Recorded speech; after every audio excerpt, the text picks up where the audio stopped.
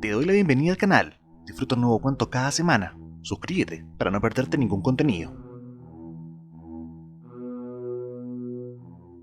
Grindcore Sudoku es el relato escogido para esta ocasión.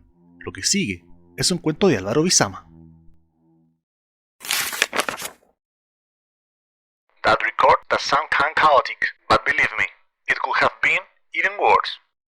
Bill Steer.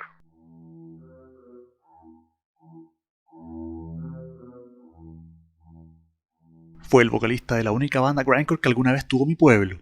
Tenía cara de viejo y era pálido, con esa especie de palidez que simula un blanco sucio, como orina de enfermo. Sus padres eran dueños de un jardín infantil. Se metía todas las drogas que encontraba. Apenas hablaba de corrido, pero cuando subía al escenario se convertía en un animal.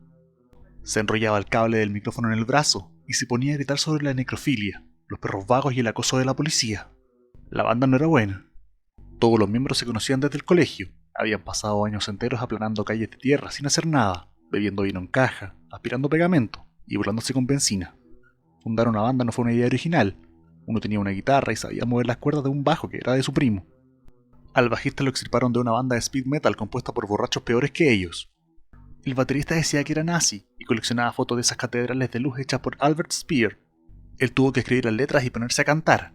Apenas ensayaron se dieron cuenta de que lo suyo eran dos acordes y un muro de ruido precario, que solo iban a ser más o menos, que no tenía sentido tener pretensiones. Por lo mismo, no fue difícil meterse en la escena de la provincia.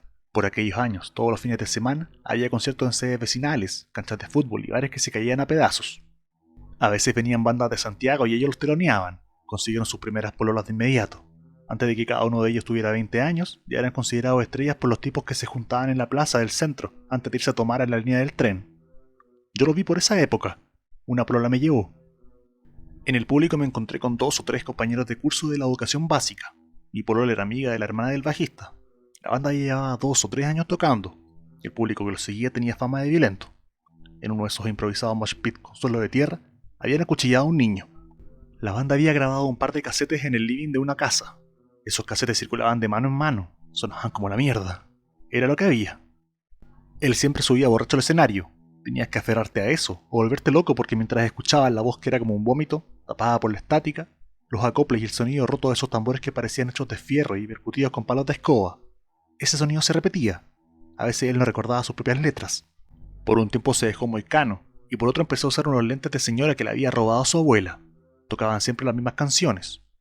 A veces improvisaban al cierre un cover de Sex and Violence, de The Exploited. No sé si me gustaban. Iba a verlos y luego me quedaba tomando con la gente que rodeaba la banda. Punks, thrashers que hablaban de Celtic Frost y Jodorowsky, amigos del barrio. No pasaba mucho en esas noches. Al principio yo iba con mi polola, pero luego terminamos y empecé a ir solo.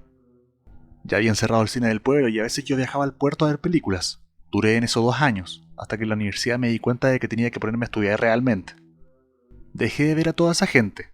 Pasaba más tiempo en Valparaíso o en mi pieza que con conocidos de afuera. Supe que el vocalista quedó en la universidad. Supe que se puso a estudiar historia. Supe que dejó el pueblo y se mudó al puerto. Dejé de verlo por años hasta que me lo topé en un minimarket del barrio Puerto y me invitó a almorzar a su casa, uno de esos departamentos helados de la población Márquez. Lo compartía con su pareja y otro tipo del pueblo. Recuerdo que cocinó tallarines con crema espesa y atún y me dijo que le gustaba la luz que entraba por la ventana de su pieza. Me mostró un demo. Todavía estaba con la banda, pero ellos no soportaban que lo hubiera dejado al pueblo. No se lo decían, pero él lo sentía, me dijo. Yo valoré la confesión. Nunca habíamos cruzado más de 2 palabras. Me fui al rato, tomé una micro y volví a mi casa, recordando el sonido de ese demo. Una especie de vómito, pero también una marea que podía ahogar al mundo. No recuerdo haber ido a más recitales ese año. Supe que mi antigua polola quedó embarazada de un thrasher y se casó. Se mudó a Santiago. La banda se rompió. El guitarrista había empezado a componer baladas, seguramente influenciado por gente aborrecible como el imbécil que canta en Megadeth. Yo me fui del pueblo y luego volví para quedarme. Supe que nunca iba a poder salir de ahí. El vocalista se convirtió en profesor. Su mujer lo dejó. En un colegio de la Reina intentó armar un sindicato y lo echaron. En otro decidió no enseñar nada. Compraba esas revistas llenas de sudoku y se pasaba la semana girándolas mientras los muchachos escuchaban radio, se besaban o simplemente dormían. Lo echaron cuando uno le quebró el brazo a otro con un palo. Él ya era amante de una apoderada. La mujer lo pasaba a buscar a la salida de clase y se lo llevaba a un motel. Para hacerlo más dramático, para hacerlo más estúpido, ella quedó embarazada y abortó. Una vez su mujer los encontró en la cama y la apoderada agarró un cuchillo de cocina e intentó atacarla. No pasó nada. Cuando lo echaron del colegio, la relación estaba deteriorada. Él se comió el finiquito en 2 meses. Nadie le dio pega de profesor de nuevo. No pagó más el arriendo. Empezó a invitar a los adolescentes del barrio a su casa y les mostraba sus viejos demos que guardaba en una caja de zapatos. Algunos que conocían su pasado lo trataban como un príncipe en el destierro. Él se preguntaba cómo esos casetes habían durado tanto, cómo sus canciones y su grito habían atravesado casi una década para llegar hasta ahí. Uno de los muchachos de la cuadra le enseñó a hacer tatuajes. Tenía cierta habilidad en eso, y se tatuó a sí mismo en la mano izquierda. La tinta era la de un lápiz Bic evaporada, una calavera mexicana que había visto en la portada de un disco de Psychobilly. Duró en eso un par de meses hasta que la policía vino a desalojarlo. Recogió todo lo que pudo, lo metió en una mochila y regresó acá. Dejó la casa abierta para que la gente del barrio se llevara todo lo que pudiera. Volvió donde sus padres. Una muchacha me contó toda su vida en un asado donde estaban él y los otros miembros de su antigua banda. Ellos habían seguido sin él. La vida del pueblo había seguido sin él. Lucía viejo, derrotado y perplejo. En la radio alguien había puesto un disco de reggae, el grindcore. Esa versión deforme y triste que ellos entendían como grindcore era la música de la adolescencia. El reggae y su intensa calma, la de la adultez. No había sol. Yo llevaba lentes negros. Ya me había vuelto vampiro. La primavera cae helada. Desde ese patio miré los cerros que eran nuestro cerco. En ese mismo asado alguien me contó que habían encontrado en uno de ellos la momia de un niño. El niño estaba metido en cuclillas, en una vasija. Me quedé pensando en esa imagen por un rato hasta que alguien me preguntó por mi hermano. Nos pusimos a hablar de él.